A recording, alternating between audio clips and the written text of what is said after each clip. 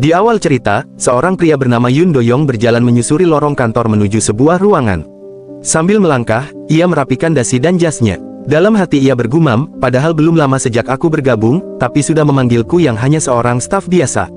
Sesampainya di depan ruangan, ia mengetuk pintu beberapa kali. Masuk, terdengar suara dari dalam. Yun Do-yong pun membuka pintu dan masuk. Anda memanggil saya, tanyanya dengan sopan. Atasannya, yang sedang duduk di kursi kerja sambil membaca sebuah dokumen, mengangkat pandangannya. Jadi Anda membuat keputusan berdasarkan situasi, katanya. Benar, semua keadaan mengarah pada fat figure, jawab Yun Do-yong. Bagus, ucap sang atasan setelah menerima laporan tersebut. Pada akhirnya keputusan itu memang tepat. Tapi ada satu hal yang ingin aku tanyakan. Ia lalu menatap Yun Do-yong dengan serius. Seandainya saja penilaian Anda ternyata salah, kerugian itu akan sepenuhnya ditanggung oleh pelanggan.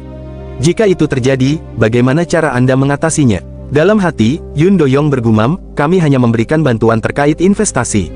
Namun keputusan investasi itu sendiri sepenuhnya ada di tangan pelanggan.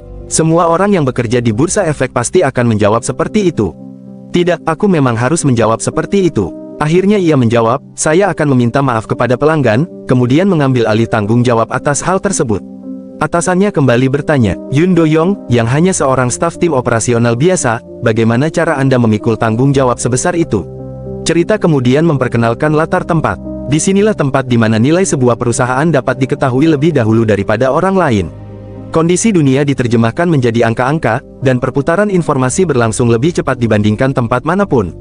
Tempat itu adalah Yusung Investment Securities, perusahaan sekuritas peringkat ketiga di industri. Dan di perusahaan itulah Yun Do-yong bekerja sebagai seorang staf teller biasa.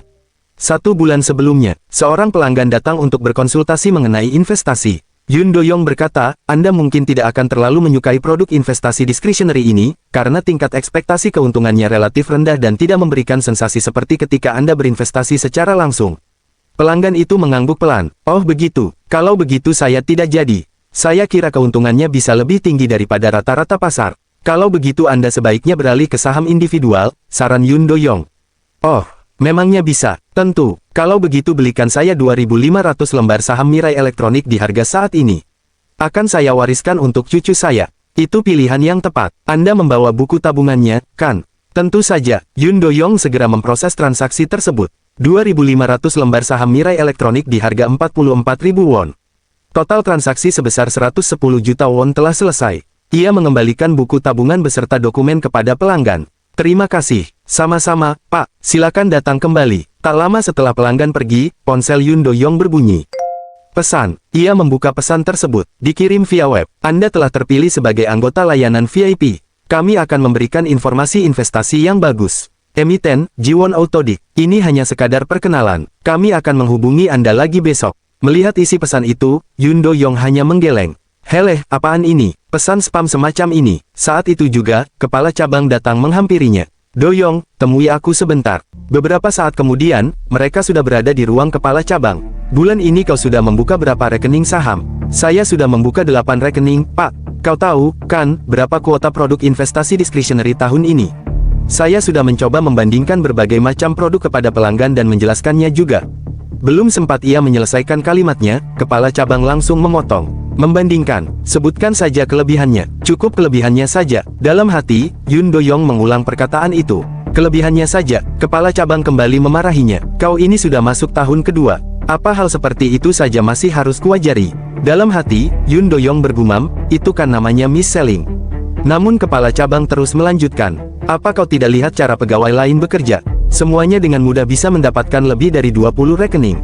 Yun Do-yong hanya terdiam. Baik kecenderungan pelanggan maupun kewajiban untuk melindungi pelanggan, semuanya diabaikan. Aku tidak bisa melakukan penjualan dengan cara memaksa seperti itu, pikirnya. Dengan tenang ia berkata, kepala cabang, saya memang tidak bisa merekomendasikan produk investasi discretionary kepada pelanggan tersebut. Beliau lebih menyukai investasi secara langsung dan mengharapkan tingkat pengembalian modal yang tinggi. Namun jawaban itu justru membuat kepala cabang semakin kesal. Sudahlah, hei, Yun Do-yong. Katanya sebelum melamar ke sini, kau juga memasukkan CV ke Sojin dan Taesan Securities, tapi ditolak semuanya, kan? Yun Do-yong hanya diam. Harusnya kau sadar, kau cuma lulusan universitas biasa. Yusung sudah berbaik hati menerimamu.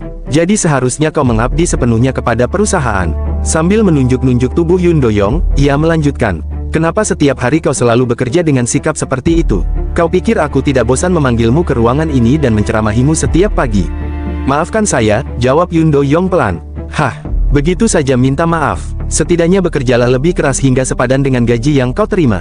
Saat kepala cabang masih memarahi Do-yong, tiba-tiba terdengar ketukan di pintu. Permisi, Pak Kepala Cabang. Ada apa? Tanya kepala cabang. Hari ini Anda ada janji makan siang dengan klien VIP.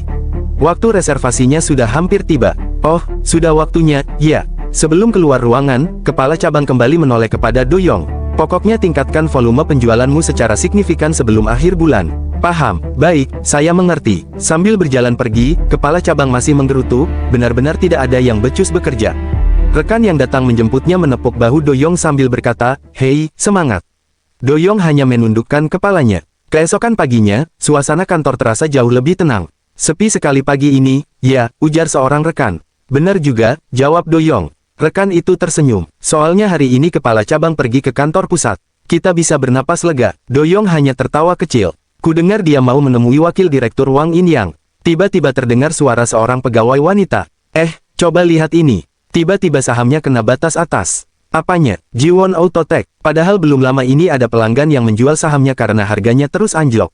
Mendengar nama itu, Do-yong langsung terkejut. Jiwon Autotech. Ia segera membuka grafik saham dan membaca berita yang baru terbit.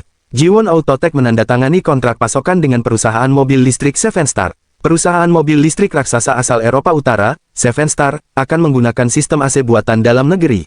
Dalam hati, Do-yong bergumam, tidak ada bantahan dari Jiwon Autotech yang menyatakan berita ini tidak benar. Sepertinya mereka sedang menyiapkan pengumuman resmi. Berarti, pesan yang kuterima kemarin benar. Saat ia masih terpaku menatap layar ponselnya, tiba-tiba seseorang menghampirinya. Do-yong, lagi apa? Do-yong langsung panik. Bagaimana ini? Apa dia melihat pesan itu? Sebagai staf perusahaan sekuritas, aku tidak boleh ketahuan menerima pesan seperti ini. Ia buru-buru menyembunyikan ponselnya, tetapi rekannya malah berkata, "Kau ada janji?" "Ya." Dari tadi terus melihat jam di ponsel. "Jam? Iya, kukira kau lagi baca webtoon atau apa. Ternyata cuma lihat jam." Do-yong memperlihatkan layar ponselnya. "Memangnya Anda tidak melihat ini?" "Tentu kelihatan. Angka jamnya besar sekali. Pukul 10.42. Memangnya kenapa? Jangan-jangan kau masih kepikiran dimarahi kepala cabang kemarin?" Do-yong terdiam. Dalam hati ia bergumam, waktu itu aku bahkan tidak menyadarinya. Perlahan ia membuka pesan berikutnya yang baru muncul di ponselnya. Di layar tertulis, "Yun Do-yong, Anda telah terpilih." Beberapa saat kemudian, di dalam bus dalam perjalanan pulang, Do-yong kembali menerima pesan misterius di ponselnya. Kenapa pesan ini muncul lagi sih? Ia membaca isi pesannya. Dikirim via web. Apakah Anda masih ragu untuk bergabung? Ini adalah layanan VIP. Dalam hati, Do-yong bergumam, padahal kemarin sudah jelas-jelas kublokir. Tak lama kemudian, pesan berikutnya muncul. Kami akan memberikan informasi investasi sekali lagi. Emiten Yongnam Paper ini adalah perkenalan terakhir. Silakan periksa hasilnya dan hubungi kami. Do-yong langsung membuka pergerakan saham Yongnam Paper. Saat itu harganya turun sekitar 0,48%. Biasa saja, kalau memang ada informasi orang dalam, seharusnya ada akumulasi pembelian oleh pemain besar. Tapi di sini tidak ada tanda-tanda seperti itu. Volume perdagangannya juga rendah. Ia terus menelusuri data transaksi. Apa mungkin yang dimaksud adalah saham-saham terkait? Tak lama kemudian ia menemukan adanya pembelian besar oleh investor institusi dan asing. Jangan-jangan, keesokan harinya di kantor Yusung Investment Securities, asisten manajer Choi Woo-jin memanggil Do-yong. "Wah, baru sehari ku berikan materinya, tapi kau sudah mengerjakannya sebagus ini. Kali ini juga terlihat sempurna." Do-yong tersenyum. "Karena ini bukan pekerjaan yang biasa saya lakukan, justru saya merasa menikmatinya." Choi Woo-jin mengangguk. "Sudah hampir setahun kita belajar bersama, ya?" "Iya, berkat bimbingan asisten manajer, kemampuan saya meningkat pesat." Dalam hati, Choi Woo-jin berpikir, sayang sekali bakat seperti ini hanya ditempatkan di tim operasional. Kemudian ia bertanya, "Belakangan ini ada emiten yang menurutmu menarik?" Do-yong sempat ragu. Sektor material, suku cadang, dan peralatan semikonduktor terlihat cukup bagus. Choi Woo-jin tersenyum, karena Mirae Elektronik meningkatkan belanja modal. Informasi itu sudah keluar di laporan pagi. Dalam hati, Do-yong berpikir, sebenarnya ada pergerakan aneh di sektor kertas. Haruskah kukatakan, semua analisisku punya dasar yang jelas? Melihat keraguannya, Choi Woo-jin berkata, "Kalau itu Yun Do-yong yang kukenal, pasti ada hal lain yang sedang kau pikirkan." Mendengar itu, Do-yong akhirnya berkata jujur, "Saat ini saya sedang mengamati sektor kertas." "Kertas? Kenapa? Belakangan harga bahan baku kardus naik sekitar 10% secara global. Hanya karena itu, bukankah perusahaan masih bisa menggunakan stok bahan baku yang sudah diimpor? Ada benarnya, tapi sebulan lalu terjadi kebakaran besar di pabrik kedua Supung Paper. Sampai sekarang hanya pabrik pertama yang masih beroperasi. Choi Woo-jin langsung memahami maksudnya. Jadi pemasok yang menguasai sekitar 40% pasar kardus dalam negeri akan kesulitan memenuhi permintaan. Benar, akibatnya biaya produksi kotak kemasan ikut meningkat. Artinya perusahaan-perusahaan kertas akan menaikkan harga jual. Dalam jangka pendek keuntungan mereka naik karena harga pasokan meningkat, sedangkan dalam jangka panjang penjualan tetap kuat. Analisis yang bagus, Do Young masih merendah, tapi ini masih sebatas asumsi. Tentu, aku juga akan menganalisisnya sendiri sebelum mengambil kesimpulan. Terima kasih, Do Young. 3 hari kemudian, Choi Woo-jin kembali menghampiri Do Young. Yun Do Young, coba lihat ini. Ia mengajak Do Young ke ruangannya dan memperlihatkan grafik saham. Do Young terkejut. Kok tiba-tiba naik? Choi Woo-jin menjelaskan, Asosiasi Kooperasi Industri Kardus baru saja mengumumkan kenaikan harga pasokan sebesar 10% mulai minggu depan. Dalam hati, Do Young bergumam, berarti ini bukan sekadar rumor. Berita ini cukup kuat untuk memanaskan pasar. Choi Woo-jin kemudian melanjutkan, tapi ada satu hal yang aneh. Waktu itu kita sepakat bahwa pemimpin sektor ini adalah Supung Paper. Namun justru Yongnam Paper yang harga sahamnya melonjak hampir 2 kali lipat dan bahkan mengungguli Supung. Mungkinkah? Tunggu dulu, dengarkan analisisku. Masalah kebakaran pabrik Supung diperkirakan membutuhkan sedikitnya 4 bulan untuk pulih. Karena perusahaan itu sudah menjadi pemimpin sektor, kenaikan harganya juga sudah terlalu tinggi. Investor retail sekarang juga tahu informasi seperti itu. Jadi wajar kalau banyak yang beralih ke Yongnam Paper yang masih dianggap undervalue. Do Young kemudian berkata, ada satu hal lagi. Bolehkah saya melihatnya sebentar? Tentu saja, silakan, jawab asisten manajer Choi Woo-jin. Sambil melihat data di layar, Do Young berkata, 2 alasan yang asisten manajer jelaskan tadi memang benar. Tapi menurut saya, alasan terbesarnya adalah situasi penawaran dan permintaan saham Yongnam Paper itu sendiri. Choi Woo-jin langsung menimpali, jadi maksudmu ada investor asing atau institusi yang sedang memborong sahamnya? Tepat sekali, dan saya rasa saya tahu alasan mereka melakukannya. Do Young kemudian menjelaskan bahwa Supung Paper hanya menguasai sekitar 20% pangsa pasar kotak kemasan, sedangkan Yongnam Paper mencapai 35%. Meskipun ukuran perusahaan Yongnam lebih kecil, justru pangsa pasarnya di sektor kotak kemasan jauh lebih besar. Kalau begitu, produk yang paling diuntungkan dari kenaikan harga pasokan kali ini adalah, ujar Choi Woo-jin. Kotak kemasan barang, jawab Do Young tanpa ragu. Harga jualnya memang rendah, tetapi permintaannya sangat besar. Dalam hati, ia bergumam, kotak kemasan digunakan hampir di mana-mana. Mulai dari barang elektronik, kosmetik, hingga kotak pengiriman, semuanya membutuhkan kemasan berbahan kertas. Do Young melanjutkan, memang harga bahan bakunya naik, tetapi meskipun nanti harga bahan baku kembali turun. Choi Woo-jin menyambung, harga pasokan yang sudah telanjur dinaikkan belum tentu ikut turun. Beberapa saat kemudian, setelah keluar dari ruangan, Do Young kembali menatap ponselnya. Analisisnya lagi-lagi tepat. Apa pesan misterius ini benar-benar kesempatan yang diberikan kepadaku? Ia terus memikirkannya. Biasanya pesan dari grup investasi ilegal dikirim secara massal. Tapi kenapa pesan ini terasa seolah-olah hanya ditujukan kepadaku? Tak lama kemudian, sebuah pesan baru muncul. Jika Anda mengambil kesempatan ini sekarang, Anda bisa selangkah lebih dekat dengan impian Anda. Yun Do Young, kesempatan terakhir untuk meraih impian Anda. Keraguan hanya akan membuat Anda kehilangan kesempatan. Layanan pesan khusus yang mewujudkan impian Anda. Jika Anda ingin mendekati impian Anda untuk menjadi ahli saham kelas dunia, ketik kesempatan. Do Young tertegun. Pesan ini, bahkan tahu impian yang belum pernah kuceritakan kepada siapapun. Namun ia segera teringat sebuah kenangan semasa SMA. Saat itu, guru wali kelas bertanya, kau ingin menjadi ahli saham seperti Peter Brown? Siapa Peter Brown? Dia trader legendaris di bursa saham. Aku menonton seminarnya dan membaca bukunya, jawab Do Young dengan antusias. Namun gurunya hanya menggeleng. Kau salah paham, ini bukan waktunya membaca buku-buku seperti itu. Dunia itu sangat mementingkan latar belakang pendidikan. Dengan nilaimu, kau pikir bisa berhasil. Daripada membuang waktu, lebih baik kerjakan 1 halaman lagi buku ukmu. Lagi pula, saham itu sama saja seperti judi. Mengingat kejadian itu, Do Young bergumam dalam hati. Itulah pertama dan terakhir kalinya aku mengungkapkan mimpiku kepada seseorang. Sejak direndahkan saat konsultasi dengan wali kelas, aku tidak pernah lagi menceritakan impian itu kepada siapapun. Kini ia kembali menatap layar ponselnya. Begitu pesan itu menyebut impian yang selama ini kusimpan rapat di dalam hati, jantungku mulai berdegup semakin kencang. Dengan tangan sedikit gemetar, Do Young mengetik satu kata. Kesempatan. Ia menekan tombol kirim. Detik berikutnya, sebuah cahaya terang tiba-tiba muncul tepat di hadapannya. Do Young terkejut saat cahaya terang memancar dari ponselnya. Apa itu? Kenapa tiba-tiba ada cahaya seterang itu keluar dari HP-ku? Tak lama kemudian, sebuah pesan baru muncul. Selamat datang, Anda telah menjadi anggota penuh layanan VIP. Mulai hari ini, kami akan membantu Anda selangkah lebih dekat dengan impian Anda. Iuran keanggotaan akan ditagih sekaligus setelah impian Anda tercapai. Namun jika Anda gagal di tengah jalan, Anda akan kehilangan semua yang telah Anda kumpulkan hingga saat itu. Dalam hati, Do-young bergumam, pesannya terus bermunculan. Lalu muncul lagi satu pesan. Peringatan, jika Anda mencari keuntungan pribadi selain demi impian menjadi ahli saham terbaik di dunia, status VIP Anda akan dicabut. Anggota penuh, tagihan, pencabutan status.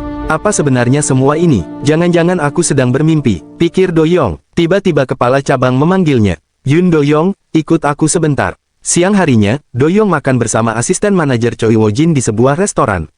Pagi ini kau sudah bekerja keras menghadapi kepala cabang, kata Choi. Tapi kenapa kau tidak menuruti saja? Dia sudah seperti itu berkali-kali. Apa kau tidak lelah terus membantahnya? Do-young tersenyum tipis. Asisten manajer juga tahu, kan? Orang yang dipecat gara-gara kepala cabang jumlahnya kalau dikumpulkan bisa 1 truk. Daripada terus ditindas tanpa pernah mengatakan apa-apa lalu menyesal, lebih baik kulakukan apa yang menurutku benar. Choi mengangguk. Itu memang kelebihanmu. Tapi hari ini kau terlihat berbeda. Kau jauh lebih percaya diri. Kenapa? Perkataan itu membuat Do-young teringat kejadian pagi tadi. Saat itu kepala cabang kembali memarahinya. Sudah beberapa hari berlalu, tapi kau belum membuka satupun rekening jasa. Apa kau sedang menantangku? Tidak, Pak. Kalau begitu kenapa? Saya tetap menawarkan produk kepada pelanggan sambil membandingkan hasil investasi langsung dengan produk investasi kita. Sudah ku bilang, kalau kau jelaskan kekurangannya duluan, siapa yang mau membeli? Saya hanya memberikan penjelasan yang objektif. Investasi langsung memang berpotensi memberi keuntungan lebih tinggi, tetapi dari sisi stabilitas produk kita lebih baik. Kepala cabang semakin kesal. Kau ini benar-benar tidak paham. Tugasmu hanya menuruti perintah perusahaan yang menggajimu. Kau harus bekerja seperti anjing demi keuntungan Yusung Investment Securities. Jangan terus berlindung di balik alasan kepentingan pelanggan. Dengan tenang Do-young menjawab. Menurut saya, keuntungan pelanggan pada akhirnya juga akan menjadi keuntungan perusahaan. Apa? Nilai inti perusahaan kita adalah mengutamakan kepuasan pelanggan, seperti yang disampaikan Presiden Direktur saat pelatihan karyawan baru. Mendengar itu, kepala cabang langsung melemparkan tumpukan dokumen di meja. Bocah ini sudah gila, berani sekali kau menguliahi aku. Cuma pegawai loket saja tahu apa. Nilai inti perusahaan, siapa yang tidak tahu itu? Seorang pegawai lain buru-buru menenangkan. Pak Kepala Cabang, tolong tenang. Sebentar lagi jam operasional dimulai. Lepaskan aku, hari ini harus kuberi pelajaran bajingan ini. Makin dibiarkan makin kurang ajar. Kenangan itu pun berakhir. Choi Woo-jin kembali bertanya, apa mungkin suasana hatimu hari ini memang sedang bagus? Dalam hati, Do-young berpikir, mungkin karena pesan misterius itu. Namun ia hanya menjawab, entahlah. Kali ini saya hanya ingin mencoba bersikap lebih tegas. Choi tersenyum lega, syukurlah. Oh ya, ada sesuatu untukmu. Ia menyerahkan sebuah voucher belanja. Untuk apa ini? Tanya Do-young. Aku merekomendasikan saham sektor kertas kepada salah satu pelanggan. Hasilnya jauh melebihi perkiraan. Sekarang dia bahkan ingin mempercayakan sebagian dana investasinya kepadaku. Semua ini berkat analisismu. Terima kasih. Do-young menggeleng. Kita mempelajarinya bersama. Saya tidak melakukan sesuatu yang istimewa. Sudahlah, jangan merendah. Berkat wawasanmu aku mendapat keuntungan, jadi sudah sewajarnya ku bagi hasilnya.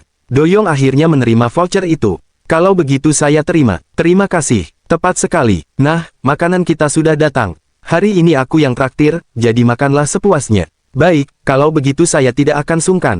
Saat mereka hendak mulai makan, kepala cabang tiba-tiba masuk ke restoran bersama seorang pria. Itu kepala cabang, kan? Ujar Choi. Orang di sebelahnya sepertinya salah satu klien VIP cabang kita. Begitu ya, sudahlah, jangan dipedulikan. Ayo kita makan saja, nanti kau malah tersedak, Do-young. Saat sedang makan, ponsel Do-young kembali bergetar. Ia membuka pesan yang baru masuk. Anggota penuh layanan VIP, kami mengirimkan informasi khusus kelas 1. Saham yang perlu diperhatikan, J-on it. Kami ada untuk mewujudkan impian pelanggan. Kami akan memberikan informasi yang bagus lagi nanti. Dalam hati, Do-young bergumam, saham yang perlu diperhatikan. Bukan rekomendasi beli. Sementara itu, di ruang kepala cabang, Choi Woo-jin sedang dipanggil. Apa? Saya yang akan menanganinya, tanyanya. Tentu, jawab kepala cabang. Akhir-akhir ini kaulah yang paling banyak menarik dana pelanggan ke cabang kita. Terima kasih, ini kesempatan besar. Transaksi blok DL kali ini dipimpin langsung oleh Wakil Presiden Direktur Wang In-yang dari kantor pusat. Wakil Presiden Direktur, kepala cabang mengangguk. Ini bukan transaksi kecil, nilainya sekitar 8 miliar won dengan komisi 9%. Bagian yang masuk ke cabang kita saja sekitar 720 juta won. Di cabang ini, orang yang paling bisa kupercaya hanyalah kau, Wojin. Choi Wojin langsung menundukkan kepala. Terima kasih atas kepercayaannya. Saya akan bekerja sebaik mungkin. Kepala cabang lalu menambahkan, kalau transaksi ini berhasil, cabang kita akan menjadi peringkat 1 secara nasional tahun ini. Jadi pastikan semuanya berjalan lancar. Choi Wojin kemudian berkata, Pak Kepala Cabang, kalau saya menangani proyek ini, saya membutuhkan seseorang untuk mengambil alih sebagian pekerjaan saya. Apa kau sudah punya kandidat? Kalau harus memilih seseorang yang bisa saya percaya, saya memilih Yoon Do-yong dari tim operasional. Kepala cabang tampak terkejut. Yoon Do-yong, sejujurnya, di antara semua pegawai tim operasional, dialah yang paling berbakat. Kepala cabang berpikir sejenak sebelum berkata, baiklah, tapi kalau sampai terjadi masalah, kau yang bertanggung jawab. Baik, saya mengerti. Malam harinya, kepala cabang menerima telepon. Bagaimana hasilnya? Tanya seseorang dari seberang. Berjalan lancar. Pengelolaannya sudah saya serahkan kepada wakil kepala cabang, dan pelaksana tugasnya saya percayakan kepada orang paling pintar di cabang kami. Suara di telepon berkata, aku harus menyelesaikan transaksi ini dengan sukses agar punya hasil yang bisa kutunjukkan kepada Dewan Direksi. Dan kau juga sudah waktunya dipindahkan ke kantor pusat sebagai eksekutif, bukan? Baik, saya akan mengingatnya. Karena hanya sedikit orang yang boleh mengetahui transaksi ini, pastikan semua bawahanmu menjaga mulut mereka. Baik, saya mengerti. Setelah telepon berakhir, kepala cabang menyandarkan tubuhnya di kursi. Dalam hati ia bergumam, yang mengetahui urusan ini hanya aku, wakil kepala cabang, dan Choi Wojin sebagai pelaksananya. Tapi, ada satu orang yang masih menggangguku. Bayangan Yoon Do-yong terlintas di benaknya. Bocah itu, jangan sampai membuat masalah. Di saat yang sama, Do-yong masih berada di ruang kerjanya sambil menatap layar ponsel. Kalau melihat pola pesan sebelumnya, ini bukan saham rekomendasi, melainkan hanya saham yang perlu diperhatikan. Berarti aku harus menganalisisnya sendiri terlebih dahulu. Ia segera mulai mencari berbagai data mengenai Jeon-it. Tak lama kemudian, Choi Wojin menghampirinya. Do-yong, kau sedang sibuk? Asisten manajer. Tidak, saya tidak sibuk. Aku tidak datang untuk meminta bantuan hari ini. Mulai besok, kau akan bekerja di ruanganku. Do-yong langsung membelalakkan mata. Bekerja di ruang PB. Dalam hati, Do-yong bergumam, asisten manajer Choi Wojin adalah lulusan jurusan administrasi bisnis Universitas Korea, salah satu universitas bergengsi. Ia merupakan sosok yang sangat menonjol sebagai PB di cabang berkat kemampuan analisis dan jaringan sumber daya manusianya yang luar biasa. Selamat, asisten manajer, ucap Do-yong. Semua ini berkatmu, Do-yong, jawab Choi Wojin. Apanya yang karena saya? Dalam hati, Do-yong bergumam, Choi Wojin adalah satu-satunya orang yang benar-benar mengakui kemampuanku. Choi Wojin tersenyum. Kenapa bilang begitu? Aku bisa menjadi peringkat pertama dalam menarik dana nasabah dan mendapat kesempatan mengambil alih blok DL ini juga berkatmu. Karena itu, kau harus membantuku sampai akhir. Siap, dengan senang hati. Dalam hati, Do-yong kembali bergumam, asisten manajer seperti inilah yang telah memberiku kesempatan. Choi Wojin lalu berkata, pertama-tama, sepertinya aku harus menjelaskan sifat dari blok DL ini. Jeon-it adalah perusahaan Ventura It yang dulu sering bertransaksi dengan kita. Sebuah kebetulan sekali, ya. Mendengar nama itu, Do-yong langsung terkejut. Di rumah, Do-yong menyelidiki Jeon-it karena curiga pesan misterius yang diterimanya menandakan adanya masalah serius, bukan sekadar penurunan harga saham. Setelah menelusuri dokumen dan profil perusahaan, ia menyadari bahwa jika Jeon-it bermasalah, transaksi blok DL serta karir asisten manajer Wojin juga bisa terdampak. Akhirnya, ia menemukan petunjuk penting bahwa 55% pendapatan Jeon-it bergantung pada kontrak dengan Eugene Telecom yang akan berakhir 3 bulan lagi tanpa kabar perpanjangan, sehingga ia mulai menduga inilah sumber risiko yang dimaksud. Keesokan paginya, pukul 7.10, Do-yong sudah berada di kantor. Choi Wojin yang baru datang berkata, Do-yong, kau datang pagi sekali. Halo, asisten manajer. Saya pikir para senior di tim PB memang selalu datang jam segini. Jangan terlalu rajin begitu. Aku jadi merasa tidak enak karena memintamu membantu. Tidak apa-apa, justru saya senang bisa merasakan pekerjaan di bidang yang baru. Kalau begitu bagus. Ini dokumen blok DL yang sudah kurapikan di rumah selama akhir pekan. Tolong rangkum bagian yang bisa terlihat menarik bagi para pembeli. Tentu saja, kekurangannya juga harus ditulis. Baik, saya mengerti. Sambil menerima dokumen itu, Do-yong bergumam dalam hati, bagus. Aku mungkin bisa menemukan sesuatu lagi dari sini. Beberapa jam kemudian, setelah mereka bekerja, Choi Wojin menyerahkan sebotol minuman. Mau istirahat sebentar, gimana? Aman. Dalam hati, Do-yong bergumam, tentu saja aman. Aku sudah meneliti semua datanya sampai tuntas. Ia lalu berkata, asisten manajer, sebenarnya ada sesuatu yang sedang saya cari tahu. Maksudnya bagaimana? Saya tidak tahu harus mulai menjelaskannya dari mana. Doyong menyerahkan dokumen hasil rangkumannya. Pertama-tama, apakah asisten manajer bersedia melihat rangkuman ini dulu? Baik, Choi Woo-jin mengambil dokumen itu. Dalam hati ia bergumam, kenapa suasananya tiba-tiba jadi serius begini?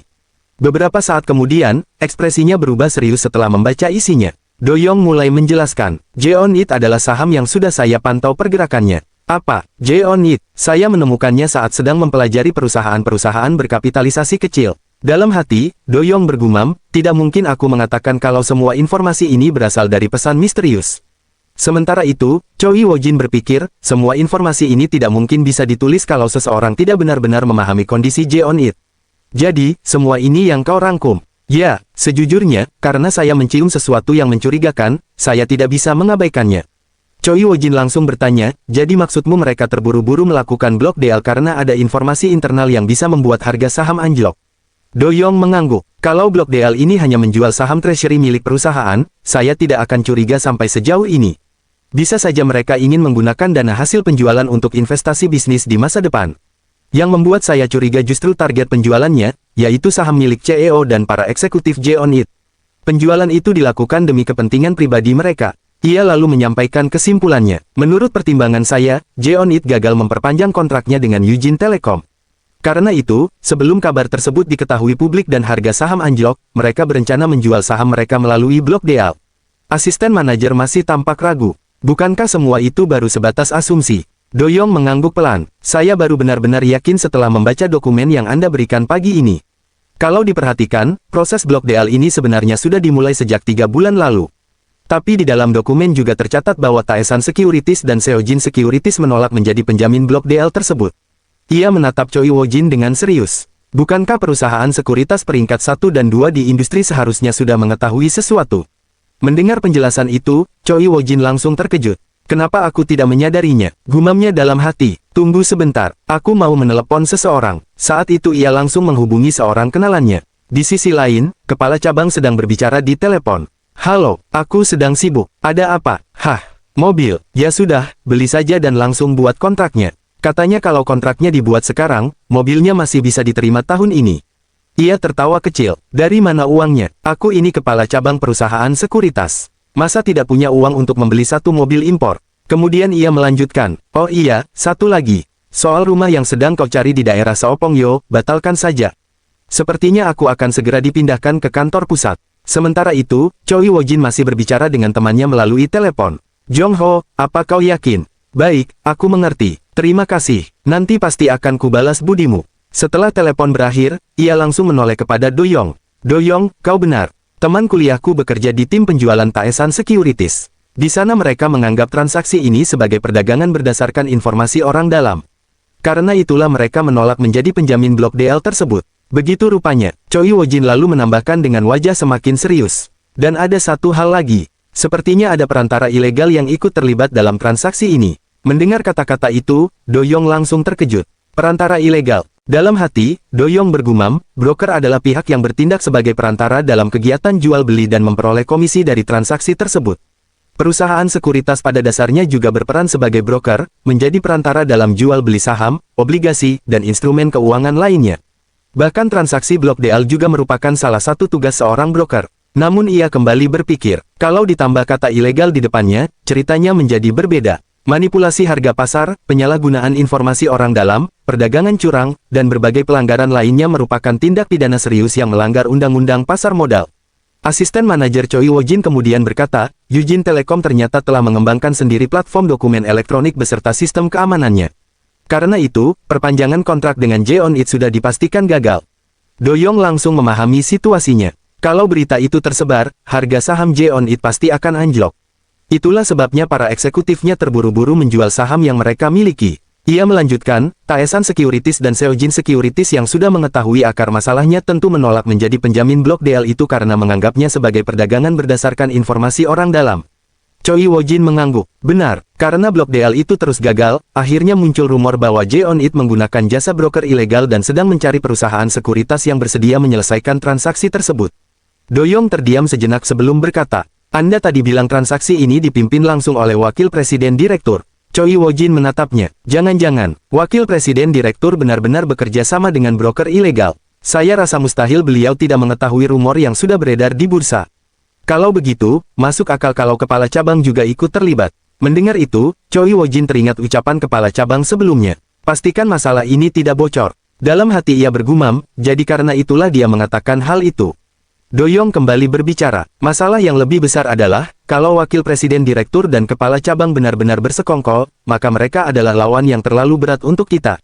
Dalam hati ia bertanya pada dirinya sendiri, kenapa pesan itu menyuruhku melakukan hal seperti ini? Tak lama kemudian ia berkata pelan, jangan-jangan, aku baru saja melakukan sesuatu yang sia-sia. Choi Woo-jin menggeleng. Do-young, aku harus pergi ke suatu tempat sebentar. Tolong buatkan laporan kondisi pasar sore ini.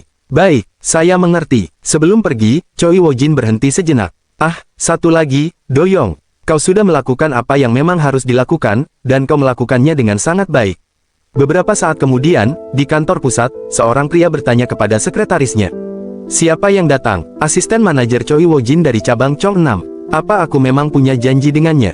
Tidak ada, Pak. Namanya tidak ada dalam daftar pertemuan hari ini. Kalau begitu, kenapa dia datang?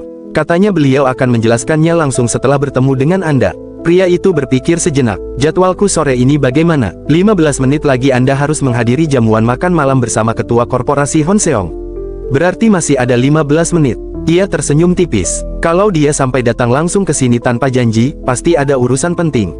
Suruh dia masuk. Tak lama kemudian, Choi Woo-jin memasuki ruangan. Terima kasih telah meluangkan waktu meskipun saya datang secara mendadak. Saya Choi Woo-jin, asisten manajer dari cabang Chongnam. Pria itu mengangguk. Salam kenal, aku Sim Ju-won. Terima kasih sekali lagi. Dalam hati, Choi Woo-jin bergumam. Sim Ju-won, wakil presiden direktur Yusong Investment Securities. Dibandingkan Taesan Securities dan Seojin Securities, Yusong memang pemain lama di industri. Walaupun hanya berada di peringkat ketiga, perusahaan ini selama ini bertahan berkat pengelolaan dana pensiun perusahaan-perusahaan afiliasi Yusong Group. Namun belakangan, grup mulai memusatkan bisnis keuangannya pada pengembangan perusahaan sekuritas, memperluas bisnis keuangan korporasi IB, dan wealth management WM. Orang yang berada di pusat perubahan itu adalah Sim Ju-won, kepala divisi WM. Sim Ju-won lalu berkata, aku harap 15 menit ini bisa menjadi waktu yang bermanfaat bagi kita berdua. Choi Woo-jin segera masuk ke pokok pembicaraan. Belakangan ini cabang kami sedang menangani sebuah transaksi blok deal. Cabang Chongnam, tanya Sim Ju-won. Ini pertama kalinya aku mendengarnya. Apakah transaksi perusahaan atau transaksi pemegang saham besar? Perusahaannya adalah Jeonit. Walaupun mereka merupakan perusahaan yang selama ini bertransaksi dengan cabang kami, transaksi kali ini adalah penjualan saham milik presiden direktur dan para eksekutif Jeonit melalui mekanisme blok deal. Kalau begitu, pada akhirnya ini adalah transaksi individu. Sim Ju-won mengulurkan tangan. Boleh aku melihat dokumennya sebentar? Tentu. Choi Woo-jin menyerahkan berkas yang telah dibawanya. Saya memang datang untuk melaporkannya kepada Anda. Sim Ju-won segera membaca dokumen yang diserahkan kepadanya. Sementara itu, dalam hati Choi Woo-jin bergumam, Yusung Investment Securities memiliki 5 divisi di bawah direktur utama, dan masing-masing dipimpin oleh seorang wakil presiden direktur. Karena hanya satu orang yang akan dipromosikan menjadi presiden direktur, kelima divisi itu terus bersaing tanpa henti. Dan saingan terkuat wakil presiden direktur Wang In-yang adalah wakil presiden direktur Sim Ju-won. Choi Woo-jin kemudian berkata, semuanya persis seperti yang tertulis di dokumen itu. Saat menangani transaksi ini, terlalu banyak hal yang mencurigakan, jadi saya mencoba merangkumnya. Sim Ju-won mengangkat pandangannya. Jadi kaulah yang menangani transaksi ini. Benar, kalau begitu, sejak awal langkahmu sudah salah. Choi Woo-jin menundukkan kepala. Awalnya saya dibutakan oleh komisi sehingga tidak menyadari masalahnya. Namun staf tim operasional yang membantu pekerjaan saya membawa dokumen ini kepada saya. Staf tim operasional. Dalam hati, Sim Ju-won bergumam, bagaimana cara mereka bekerja sampai seorang staf tim operasional bisa mengetahui transaksi seperti ini. Ia kemudian berkata, ternyata cabang Chongnam bekerja dengan cara seperti itu, ya. Sesaat kemudian ia melanjutkan, tapi yang paling penting sekarang adalah dugaan keterlibatan broker ilegal. Apakah itu kesimpulanmu sebagai orang yang menangani transaksi ini? Tepatnya, itu adalah kesimpulan kami berdua. Memangnya staf tim operasional itu tahu apa? Choi Woo-jin menjawab dengan mantap. Seperti yang sudah saya katakan, dialah orang yang pertama kali menemukan kejanggalan ini. Kalau boleh berpendapat secara pribadi, di antara seluruh karyawan cabang kami, dia adalah anak yang paling pintar. Sim Ju-won mengangguk pelan. Penjelasan tentang dia akan kudengarkan nanti. Ia kemudian bertanya, kepala cabang Chongnam, Seo Jin Tae, dia juga terlibat dalam masalah ini. Choi Woo-jin terdiam sejenak. Ia mengepalkan tangannya sebelum akhirnya menjawab. Menurut saya, iya, orang yang pertama kali menyerahkan pekerjaan ini kepada saya adalah Kepala Cabang Seo Jin Tae. Dan beliau mengatakan bahwa transaksi ini merupakan instruksi langsung dari Wakil Presiden Direktur Wang In-yang. 1 minggu kemudian, di Yusung Investment Securities, Kepala Cabang Seo Jin Tae menghampiri ruang kerja tim PB. Kepala Cabang, sapa Choi Woo-jin. Hei, asisten manajer Choi. Blok DL-nya berjalan lancar, kan? Aman, Pak. Pihak yang berniat membeli sudah menghubungi kami, jadi sekarang saya sedang menyiapkan dokumen-dokumennya. Seo Jin Tae menepuk bahu Choi Woo-jin sambil tersenyum. Benar juga, ternyata aku memang tidak salah menyerahkan pekerjaan ini kepadamu. Meskipun ini blok DL pertamamu, kau mengerjakannya dengan sangat baik. Mau saya berikan rangkuman singkatnya sekarang, Pak? Tidak usah, nanti saja bawa laporannya ke ruanganku. Di sisi lain, Do-young hanya memperhatikan percakapan itu. Do-young merasa tidak ada pekerjaan yang berjalan lancar. Ia mengingat perkataan Choi Woo-jin setelah kembali dari menemui seseorang, yang memintanya untuk sementara fokus pada tugas masing-masing. Meski mereka telah melepaskan blok DL dan masa depan masih belum jelas, Do-young memutuskan untuk mempercayai asisten manajer Choi. Tiba-tiba seorang staf berlari tergesa-gesa memasuki ruangan. Pak Kepala Cabang, Seo Jin Tae menoleh. Ada apa? Kenapa ribut sekali? Belum sempat staf itu menjawab, beberapa orang berpakaian formal masuk ke dalam kantor. Salah seorang dari mereka berkata, ternyata Anda di sini, Kepala Cabang Seo Jin Tae. Apa? Pria itu memperlihatkan sebuah surat resmi. Kami dari tim audit kantor pusat. Ia kemudian membacakan isi surat tersebut. Mulai hari ini kami akan melakukan audit khusus terhadap cabang Chong 6. Terhitung sejak saat ini, berdasarkan surat perintah ini, Kepala Cabang Seo Jin Tae dibebas tugaskan dari jabatannya. Seo Jin Tae membelalakan matanya. Apa? Audit khusus. Keesokan harinya, siaran berita mengumumkan penangkapan broker Kim, Wakil Presiden Direktur Wang, dan Kepala Cabang Seo terkait kasus suap serta perdagangan massal ilegal saham Jeon-it. Sementara itu, Do-young dan Choi Woo-jin minum bersama setelah kasus berakhir. Meski para pelaku telah ditangkap, Choi merasa masih ada ganjalan karena investor retail tetap menanggung kerugian terbesar. Do-young juga menyadari bahwa tanpa penyelidikannya, skema blok DL ilegal itu akan berjalan mulus dan menyebabkan lebih banyak investor yang mempercayai Yusung Investment Securities kehilangan uang. Do-young berharap tidak ada lagi investor yang dikhianati oleh perusahaan yang mereka percayai. Choi Woo-jin kemudian mengakui bahwa ia dulu sempat mencurigai Do-young, tetapi kini berterima kasih karena Do-young telah menyelamatkan perusahaan dan banyak investor kecil. Setelah Choi tertidur akibat mabuk, ponsel Do-young kembali menampilkan pesan misterius yang menawarkan kesempatan terakhir untuk mendekati impiannya menjadi ahli saham kelas dunia. Kali ini, alih-alih menerima tawaran itu, Do-young hanya membalas singkat, terima kasih. Keesokan harinya di kantor, Do-young dikejutkan oleh rekan-rekannya yang mengetahui bahwa dialah pelapor kepala cabang setelah informasi itu dibocorkan oleh asisten manajer Choi Woo-jin. Meski kasus tersebut tidak menyenangkan karena berkaitan dengan kejahatan, beberapa rekan merasa lega karena akhirnya terungkap. Di saat yang sama, mereka membicarakan kabar bahwa kepala cabang baru akan segera tiba, seorang pegawai yang dipindahkan dari kantor pusat, hingga memunculkan kekhawatiran bahwa kantor pusat telah kehilangan harapan terhadap cabang mereka.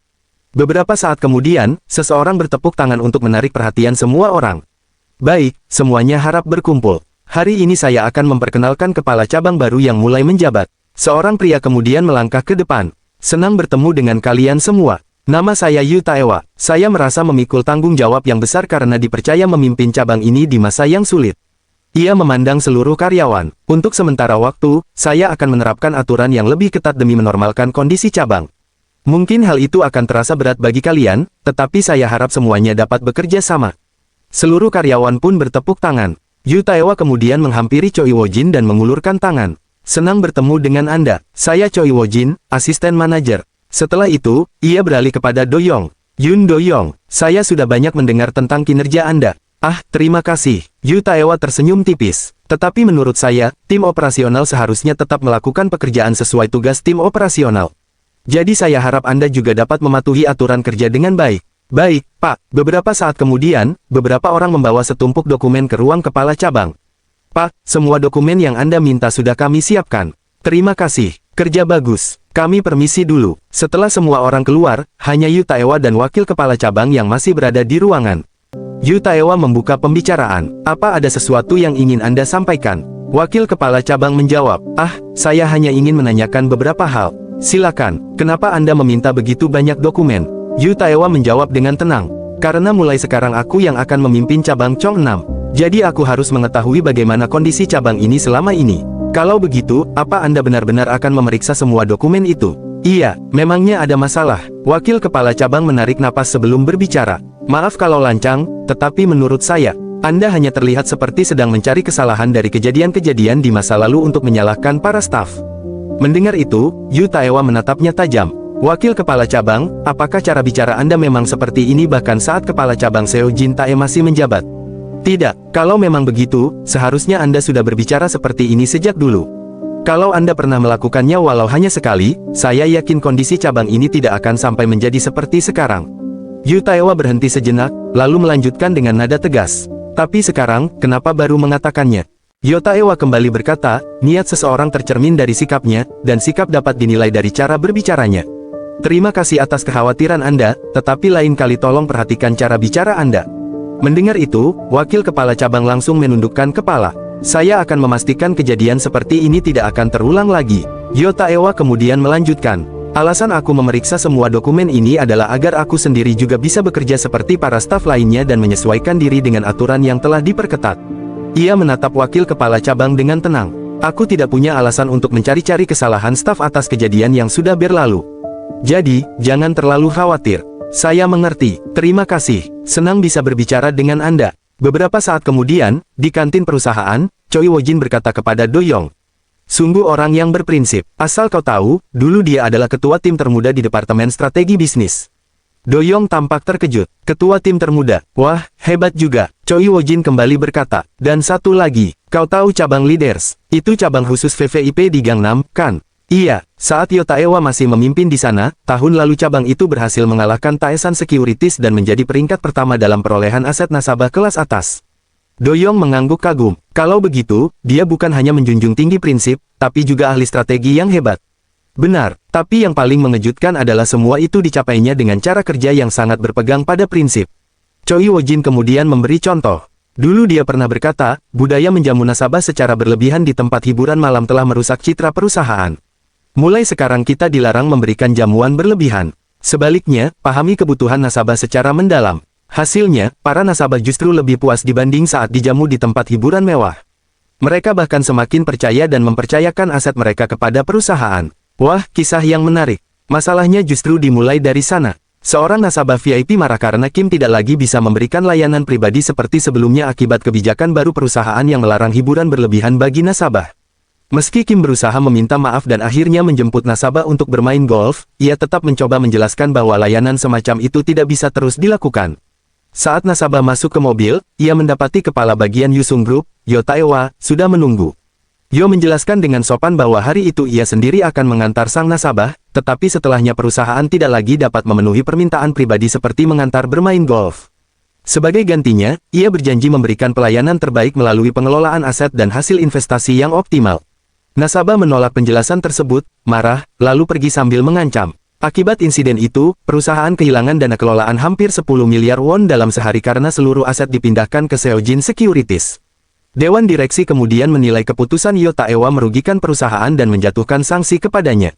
Setelah mendengar seluruh cerita itu, Do Young bertanya, kalau begitu, kepindahannya ke cabang kita. Choi Woo-jin mengangguk pelan, harusnya itu lebih tepat disebut penurunan jabatan daripada pembuangan. Do Young menatap kosong sejenak. Harga yang harus dibayar demi mempertahankan prinsip ternyata benar-benar sangat besar. Dalam hati, Do Young bergumam, kalau begitu. Ia pun teringat perkataan Yu Taewa saat pertama kali datang ke cabang. Untuk menormalkan kondisi cabang, aku berencana menerapkan aturan yang lebih ketat. Mungkin akan terasa sulit bagi kalian, tapi aku harap kalian bisa mengikutinya. Menurutku, tim operasional seharusnya melakukan pekerjaannya sebagai tim operasional. Do Young akhirnya mengerti. Jadi, perkataan beliau kepadaku waktu itu memang merupakan prinsip pribadinya. Asisten manajer Choi Woo-jin mengangguk. Benar, jadi jangan terlalu dipikirkan. Ia tersenyum tipis. Justru karena beliau sangat menjunjung tinggi prinsip dan juga sangat kompeten, aku yakin tidak akan butuh waktu lama sampai beliau menyadari kemampuanmu, Do Young. Terima kasih. Keesokan harinya, pukul 12.43, saat sedang bekerja di kantor, ponsel Do Young kembali berdering. Ia membuka pesan yang masuk. Sudahkah Anda membuktikan tingkat akurasi kami yang sempurna? Ini adalah layanan VIP. Dalam hati ia bergumam, sudah lama juga aku tidak membalas pesan ini. Tak lama kemudian, pesan berikutnya kembali muncul. Saham rekomendasi, Misung Teknologi. Layanan VIP akan terus menemani Anda mewujudkan impian Anda. Doyong langsung berpikir, kali ini bukan sekadar saham yang perlu diperhatikan, melainkan saham rekomendasi. Berarti harga saham ini kemungkinan besar akan naik. Sambil mengetuk-ngetukkan jarinya di meja, ia kembali menganalisis. Misung Teknologi, perusahaan komponen, suku cadang, dan peralatan semikonduktor yang belakangan ini memang sedang menjadi perhatian pasar. Lagi lihat apa sampai serius begitu? Ini jam makan siang, loh. Ada saham yang bagus. Pada saat yang sama, seorang karyawan perempuan memanggil, "Pak, silakan ke sini. Saya akan membantu Anda." Namun Doyong segera berkata, "Tidak apa-apa, biar saya saja yang melayani." Ia mempersilakan tamunya duduk. "Silakan duduk, Pak." Nasabah itu tertawa kecil. "Hahaha, jadi tidak enak karena mengganggu waktu makan siang kalian. Tadinya aku mau menunggu, tapi begitu melihat kamu, aku langsung masuk." Ia lalu berbisik, "Sejujurnya, aku tidak terlalu percaya dengan pegawai yang lain." Doyong tersenyum. "Haha, tapi Bapak percaya kepada saya?" "Ya, tentu, karena kamu tidak pernah memaksaku membeli produk yang tidak kuinginkan." Nasabah itu kemudian bertanya, "Ngomong-ngomong, tadi kamu sedang memperhatikan saham apa?" "Oh, tidak ada. Saya hanya sedang melihat saham yang membuat saya penasaran." Doyong lalu kembali ke urusan utama. "Ada yang bisa saya bantu, Pak? Saya ingin menjual seluruh saham Mirai Elektronik." Doyong tampak heran. "Loh, bukankah dulu Bapak bilang saham itu ingin diwariskan kepada cucu?" Nasabah itu tertawa. "Baru sebulan ku pegang, tapi pergerakannya membosankan. Harganya juga tidak naik banyak. Jadi tolong jualkan semuanya." Doyong mencoba memberi saran. "Tapi kalau Bapak menjualnya sekarang, Bapak tetap harus membayar pajak dan biaya transaksi. Keuntungannya jadi sangat kecil. Sudah kuhitung, hasilnya masih sedikit di atas modal. Jadi jual saja." "Baik." Doyong segera memproses transaksi. Sebanyak 2.500 lembar saham Mirai Elektronik telah terjual di harga 45.500 won. "Syukurlah, Bapak masih memperoleh sedikit keuntungan tanpa mengalami kerugian modal." "Oh, begitu ya." Nasabah itu kemudian menunjuk layar komputer Doyong. "Kalau begitu, belikan aku saham yang tadi sedang kamu lihat." Doyong langsung terkejut. Tapi Bapak bahkan belum tahu saham apa itu." Nasabah itu tersenyum mantap. "Aku memang tidak tahu sahamnya. Yang aku kenal adalah kamu. Dan aku mempercayaimu. Jadi, belikan saja saham itu untukku." Nasabah itu tersenyum sambil berkata, "Tidak terasa sudah 2 tahun sejak transaksi pertama kita, ya?" Doyong mengangguk. "Benar, Bapak adalah nasabah pertama saya sejak saya mulai bekerja di bagian loket." Nasabah itu tersenyum puas. "Baguslah, baru kali ini aku merasa benar-benar cocok dengan seorang karyawan perusahaan sekuritas." Doyong tampak sedikit terkejut. Nasabah itu melanjutkan, "Selama ini Anda tidak pernah macam-macam kepadaku. Anda tidak pernah memaksakan produk yang tidak aku minati ataupun merekomendasikan saham yang bisa membuatku rugi." Ia menatap Doyong dengan penuh keyakinan. "Itulah sebabnya, belikan aku saham itu." Dalam hati, Doyong bergumam, saham yang disebutkan dalam pesan itu kemungkinan besar memang akan naik. Tapi mencari tahu alasan di balik kenaikannya adalah tugasku. Selama aku belum memahami alasannya, aku tidak boleh merekomendasikannya kepada nasabah. Doyong kemudian berkata, "Kalau begitu, tolong datang lagi besok. Karena saya belum selesai menganalisis sahamnya. Setelah saya benar-benar yakin saham itu layak direkomendasikan, saya akan memberitahukannya kepada Bapak." Nasabah itu tertawa. "Hahaha, astaga, justru karena itulah aku menyukaimu." Malam harinya, di kamar, Doyong terus meneliti berbagai data. Dalam hati ia bergumam, semikonduktor telah melampaui industri IT, elektronik, dan telekomunikasi. Kini teknologi itu digunakan di bidang medis, penerbangan, otomotif, energi, dan berbagai industri lainnya. Semikonduktor bahkan dijuluki sebagai berasnya industri modern. Karena itu, bukan hanya perusahaan pembuat chip yang penting, tetapi juga perusahaan yang memproduksi bahan baku, komponen, dan peralatan pendukungnya. Ia kembali melihat layar laptop. Misung Teknologi merupakan perusahaan yang memproduksi peralatan proses akhir semikonduktor. Sambil membaca laporan dan berita, ia terus menganalisis. Dari sisi fundamental, perusahaan ini terus memperluas bisnisnya hingga menjadi penyedia solusi pengujian semikonduktor yang lengkap. Fondasi perusahaannya juga semakin kuat. Kalau dilihat dalam jangka panjang, prospeknya memang sangat bagus. Ia kemudian mengalihkan perhatiannya pada faktor lain. Tetapi yang paling penting saat ini adalah faktor yang bisa mendorong kenaikan harga dalam jangka pendek, yaitu kemungkinan kontrak pasokan dengan Mirai Elektronik. Doyong membaca berita berikutnya. Di tengah ledakan industri semikonduktor, justru Mirai Elektronik mengalami kesulitan. Proses miniaturisasi mereka terhambat, sementara tingkat cacat produksi produk barunya mencapai 70%. Dalam kondisi seperti itu, peralatan pengujian menjadi sangat penting. Probe Station dan Test Handler milik Misung Teknologi dikenal memiliki teknologi yang sangat unggul. Mungkinkah Misung akan menjadi penyelamat bagi Mirai Elektronik? Keesokan paginya, nasabah itu kembali datang ke kantor. "Halo, Pak, apa aku datang terlalu pagi?" Tidak, silakan duduk. Doyong menyerahkan berkas yang telah ia siapkan. Saya sudah merangkum seluruh datanya agar lebih mudah dipahami. Nama perusahaannya adalah Misung Technology. Perusahaan ini bergerak di bidang peralatan pengujian semikonduktor, dengan kapitalisasi pasar sekitar 1 triliun 30 miliar won. Sejak tercatat di KOSDAQ pada tahun 2011, harga sahamnya terus menunjukkan tren naik dan berpeluang melanjutkan pertumbuhan di masa depan. Sebelum membahas kelebihannya, saya ingin menjelaskan beberapa hal yang mungkin membuat Bapak khawatir. Laba operasional tahun lalu memang lebih rendah dibanding tahun sebelumnya. Namun hal itu disebabkan oleh investasi awal untuk pengembangan peralatan baru. Pada paruh pertama tahun ini, kinerja sudah kembali pulih ke tingkat yang sama seperti sebelumnya. Selain itu, kenaikan persediaan dan piutang usaha juga masih sejalan dengan pertumbuhan penjualan perusahaan. Nasabah itu menggaruk kepala. Tunggu, aku kurang paham. Jadi, intinya aku boleh beli atau tidak? Doyong tersenyum. Sekarang saya akan menjelaskan faktor-faktor positifnya. Namun tepat saat itu, matanya tertuju ke layar monitor. Harga saham Misung Technology tiba-tiba bergerak turun. Minus 8%. Beberapa detik kemudian turun lagi. Minus 9%. Lalu menjadi minus 10%. Tak berhenti di situ, angkanya terus merosot hingga minus 11%. Dalam hati, Doyong bergumam. Turun. Di saat yang sama, Choi Woo-jin sedang menerima telepon. Tidak, tunggu sebentar. Biar saya cari tahu dulu. Ia mendengarkan lawan bicaranya, lalu berkata, sekarang harganya sudah turun lebih dari 15%. Untuk sementara, lebih baik Anda menahannya dulu. Suara dari telepon terdengar kesal. Dalam situasi seperti ini kau masih bisa bicara setenang itu. Choi Woo-jin menjawab, maaf, tapi saya yakin ini tetap perusahaan yang bagus. Jadi maksudmu aku harus terus menahan saham ini? Benar, penurunannya terjadi tanpa ada berita buruk apapun. Saya akan mencari penyebabnya dulu, lalu menghubungi Anda lagi. Baik, hubungi aku dalam waktu 1 jam. Aku juga tidak bisa hanya diam melihat keadaan seperti ini.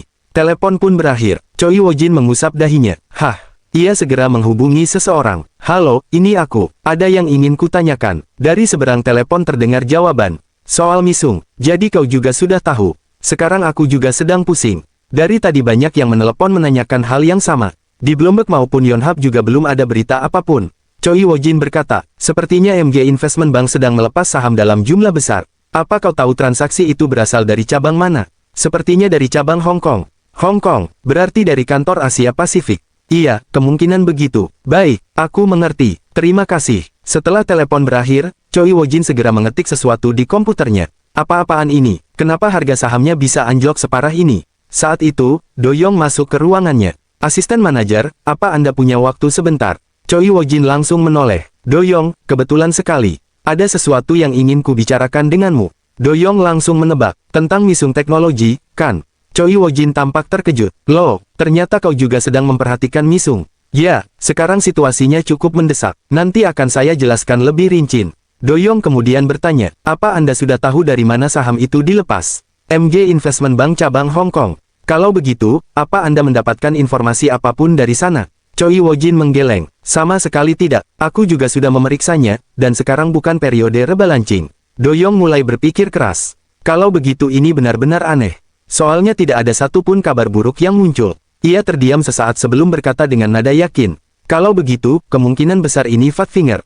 Choi Woo-jin langsung menatapnya. Apa? Kalau begitu semua ini hanya terjadi karena sebuah kesalahan. Doyong mengangguk. Benar, kalau bukan karena kesalahan order, tidak ada alasan lain yang bisa menjelaskan kenapa harga saham Misung Technology bisa tiba-tiba jatuh sedalam ini.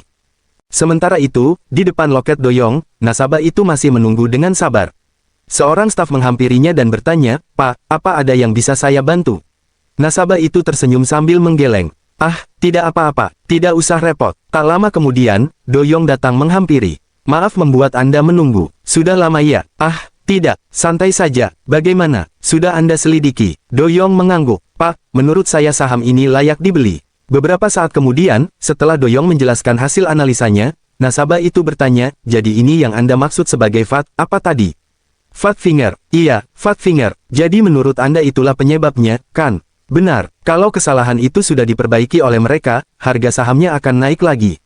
Dalam hati, Doyong bergumam. Fat Finger adalah kesalahan pemesanan yang terjadi di pasar saham. Istilah ini merujuk pada kesalahan saat memasukkan order karena salah menekan tombol pada keyboard, sehingga transaksi jual atau beli saham dilakukan dengan jumlah atau harga yang keliru. Nasabah itu mengangguk mantap. Bagus, tolong belikan menggunakan seluruh saldo deposit yang ada. Doyong masih berusaha mengingatkannya. Penilaian saya bisa saja salah, Pak. Nasabah itu tertawa kecil. Baru saja kau membuat orang tua ini bersemangat, sekarang malah mau mengendurkannya. Saya memang merekomendasikannya berdasarkan analisis. Tapi dalam situasi seperti ini, menurut saya sebaiknya Bapak mempertimbangkannya sekali lagi. Katamu perusahaan ini bagus, kan? Benar, bahkan tanpa kejadian ini pun, saya yakin saham perusahaan tersebut akan tetap naik dalam jangka panjang. Kalau begitu langsung beli saja. Tidak mungkin kau merekomendasikan sesuatu yang bisa merugikanku. Lagi pula, kalau nanti harganya turun lagi, akan kuanggap kerugian itu sebagai upahmu karena sudah sabar melayani orang tua keras kepala sepertiku selama 2 tahun terakhir. Tak lama kemudian, transaksi pembelian pun dilakukan. Sementara itu, asisten manajer Choi Woo Jin terus memantau layar komputernya. Harga saham Misung Teknologi sempat terus menurun. Namun beberapa menit kemudian, grafiknya berbalik arah dan melonjak naik. Sore harinya, sepulang kerja, Choi Woo Jin menghampiri Do Yong. Hari ini capek banget ya. Ayo makan malam, aku yang traktir. Wah, benar. Kalau begitu kita ke kedai gukbap langganan kita. Choi Woo Jin tersenyum. Bicara apa kau? Harga sahamnya sudah pulih. Artinya hari ini hari yang bagus. Aku sudah memilih tempat makannya, jadi ikut saja. Sambil berjalan, Do Yong menatap ponselnya. Pada akhirnya memang naik, tapi waktunya benar-benar mepet. Artinya aku tidak boleh hanya bergantung pada pesan itu saja. Aku harus terus belajar dan mempertajam analisisku sendiri. 5 hari kemudian, di depan meja kerja Do Yong, antrean nasabah mengular panjang. Para nasabah, tolong berbaris dalam satu antrean. Karena sekarang terlalu banyak yang datang bersamaan, saya akan membagikan nomor antrean. Salah seorang nasabah bertanya, apa bisa selesai hari ini? Tak jauh dari sana, kepala cabang Yu Taewa memperhatikan keramaian itu. Ini sebenarnya ada apa? Sementara itu, Do Yong kembali berkata kepada para nasabah. Nomor antrean 30 ke atas, mohon menggunakan loket di sebelah. Wakil kepala cabang kemudian menjelaskan kepada Yu Taewa. Pak, apakah Anda masih ingat insiden Fat Finger Misung Teknologi beberapa waktu lalu? Tentu, aku ingat. Benar, saat itu karyawan kita dengan cepat memahami situasinya dan langsung merekomendasikan saham tersebut kepada nasabah. Harga saham yang sempat turun hingga 17% akhirnya diketahui hanya akibat kesalahan pemesanan. Sebagian besar nilainya pulih pada hari yang sama. Bank investasi yang melakukan kesalahan itu bahkan terpaksa menarik kembali sahamnya dengan harga yang sudah telanjur naik. Lalu pada hari perdagangan berikutnya, selain menutup kerugian hari sebelumnya, harga saham itu kembali naik lebih dari 10%. Yu Taewa mengangguk pelan. Dia mengambil risiko yang luar biasa. Siapa nama PB itu? Wakil kepala cabang tersenyum tipis. Dia bukan PB, Pak. Bukan PB. Jangan-jangan. Benar, semua itu berkat Yun Do Yong. Di sisi lain, Do Yong masih sibuk membagikan nomor antrean. Bagi yang sudah mendapat nomor antrean, silakan duduk dan menunggu. Yu Taewa kembali bertanya, kalau begitu antrean panjang di loket ini karena apa? Wakil kepala cabang menjawab, nasabah yang membeli saham Misung Teknologi atas rekomendasi Do Yong adalah seorang presiden direktur perusahaan kecil dan menengah di daerah ini. Karena ingin mengucapkan terima kasih atas keuntungan besar yang diperolehnya, beliau memindahkan seluruh akun IRP karyawannya ke perusahaan sekuritas kita. Mungkin karena itu juga beliau meminta seluruh pembukaan rekening dilakukan melalui Yun Do Yong. Benar sekali, Pak. Berapa keuntungan yang didapatkannya? Tingkat keuntungannya mencapai 37%. Dalam hati, wakil kepala cabang bergumam. Hanya dalam 3 hari, ia kemudian melanjutkan. Bukan itu saja, berkat Yun Do Yong yang cepat memberitahu asisten manajer Choi Woo Jin mengenai insiden Fat Finger, para nasabah asisten manajer Choi juga memperoleh keuntungan yang cukup besar. Yu Taewa menatap ke arah Do Yong yang masih sibuk melayani para nasabah. Aku jadi penasaran, dari mana Yun Do Yong mendapatkan keyakinan sebesar itu? Wakil kepala cabang menggeleng. Maaf, Pak, soal itu saya juga baru mendengar ceritanya, jadi tidak tahu sampai sedetail itu. Yu Taewa mengangguk pelan. Setelah dia menyelesaikan pekerjaannya sekarang, tolong suruh Yun Do Yong datang ke ruanganku. Wakil kepala cabang terkejut. Yu Taewa lalu berkata, aku harus mendengar langsung alasan darinya kenapa dia bisa begitu yakin. Kalau alasannya tidak masuk akal, berarti Yun Do Yong sama saja berjudi menggunakan uang nasabah. Beberapa saat kemudian, di ruang kepala cabang, Yu Taewa membuka berkas biodata Do Yong sambil membacanya. Yun Do Yong, lulusan Universitas Negeri Daerah, jurusan manajemen, lulus dalam 4 tahun. Ia terus menelusuri isi berkas itu. Awalnya dia melamar ke bagian PB, tapi dengan latar belakang pendidikan seperti ini, dia pasti kalah bersaing. Namun akhirnya dia justru diterima di tim operasional. Yu Taewa menyipitkan matanya. Trik apa yang sebenarnya dia gunakan? Tatapannya kemudian tertuju pada daftar sertifikat yang dimiliki Do Yong. Padahal dia sudah mempersiapkan diri untuk menjadi PB dengan mengumpulkan sertifikat sebanyak ini. Saat itu terdengar suara ketukan di pintu. Tok, tok. Yu Taewa mengangkat kepalanya. Silakan masuk. Dalam hati, Yu Taewa bergumam. Orang yang menarik. Dalam hati, Yu Taewa kembali bergumam. Dia bilang akan meminta maaf kepada nasabah dan bertanggung jawab atas semua konsekuensinya. Ia lalu menatap Doyong dan berkata, "Aku tanya sekali lagi, bagaimana caramu akan bertanggung jawab?" Doyong menjawab dengan tenang, "Saya memang hanya karyawan tim operasional. Tapi selama ini saya selalu berusaha menjalankan tugas yang diberikan kepada saya sebaik mungkin. Setiap kali ada nasabah datang, saya selalu berusaha mengingat bagaimana cara mereka berinvestasi dan saham seperti apa yang mereka sukai." Ia melanjutkan, "Begitu juga dengan nasabah kali ini. Jika kecenderungan investasinya berbeda dengan penilaian saya tidak akan merekomendasikan investasi tersebut." Yu Taewa bertanya, "Memangnya seperti apa gaya investasi nasabah itu?"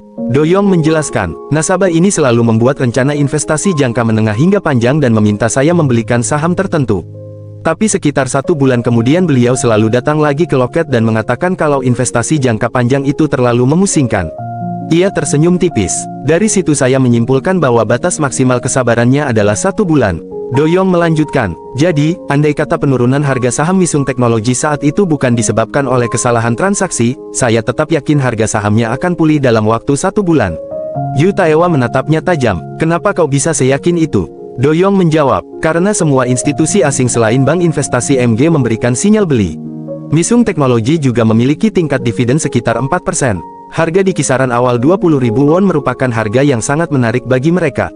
Ia melanjutkan penjelasannya, "Selain itu, Misung Teknologi masih memiliki pelanggan besar seperti Mirai Elektronik dan Yusung Semikonduktor.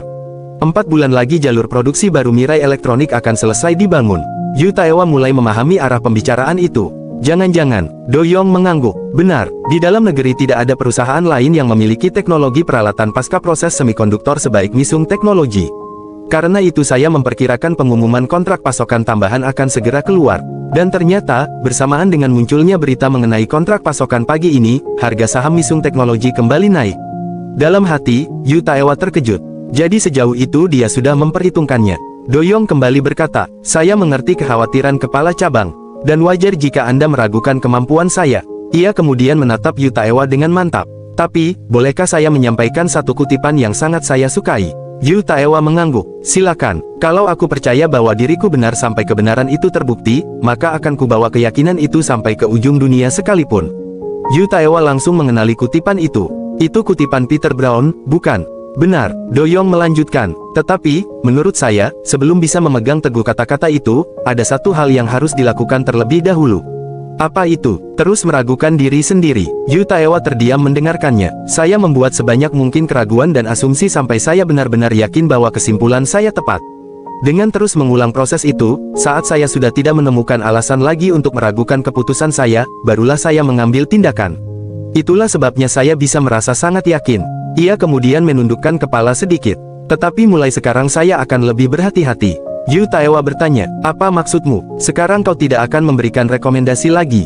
Doyong menggeleng, "Bukan begitu. Mulai sekarang saya akan mempertimbangkannya dengan lebih matang lagi, termasuk apakah investasi tersebut benar-benar sesuai dengan karakter nasabah yang akan menerimanya." Ia menutup penjelasannya dengan tegas. "Intinya, saya akan menganalisisnya lebih dalam dan lebih lama sebelum memberikan rekomendasi."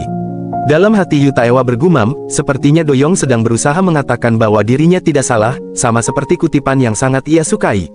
Namun justru karena itulah Yun Doyong terlihat begitu menarik di matanya. Yu Taewa kemudian berkata, "Baiklah, mulai sekarang akan kuawasi perkembanganmu." Setelah Doyong keluar dari ruangan, Yu Taewa langsung menelepon seseorang. "Ini Yu Taewa, sudah lama saya tidak menyapa Anda, Wakil Presdir." Keesokan harinya, suasana kantor mulai lengang menjelang jam pulang. Seorang rekan kerja yang duduk di samping Doyong menoleh kepadanya. "Wah, sekarang sudah waktunya pulang kerja. Doyong, kau belum pulang?" Doyong menggeleng. "Belum, masih ada yang harus aku bereskan." Tiba-tiba seseorang memanggilnya. "Yun Doyong, kepala cabang memanggilmu." Beberapa saat kemudian, Doyong sudah duduk berhadapan dengan Yu Taewa di sofa ruang kepala cabang. Yu Taewa membuka pembicaraan. "Maaf memanggilmu saat jam pulang kerja." Tidak apa-apa," jawab Doyong. Dalam hati, Doyong bergumam, "Apa ada masalah lagi?" Yu Taewa kemudian mengeluarkan selembar dokumen dan menyodorkannya kepada Doyong. "Ambillah kalau memang kau tertarik. Aku akan merekomendasikanmu ke kantor pusat." Doyong menerima dokumen itu dengan ekspresi terkejut. "Ini," Yu Taewa menatapnya dengan tenang. "Doyong, aku ingin memberikan kesempatan itu padamu.